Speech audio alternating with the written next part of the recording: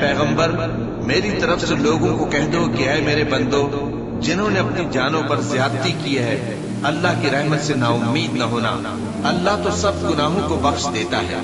بے شک وہی تو ہے بڑا بخشنے والا بڑا مہربان۔ اور اس سے پہلے کہ تم پر عذاب آ واقع ہو اپنے پروردگار کی طرف رجوع کرو اور اس کے فرما بردار ہو جاؤ، ورنہ بعد میں تم کو مدد نہیں ملے گی۔ اور اس سے پہلے کہ تم پر ناگہاں عذاب آ جائے اور تم کو خبر بھی نہ ہو اس نہایت اچھی کتاب کی جو تمہارے پروردگار کی طرف سے تمہاری جانب نازل ہوئی ہے پیروی کرو۔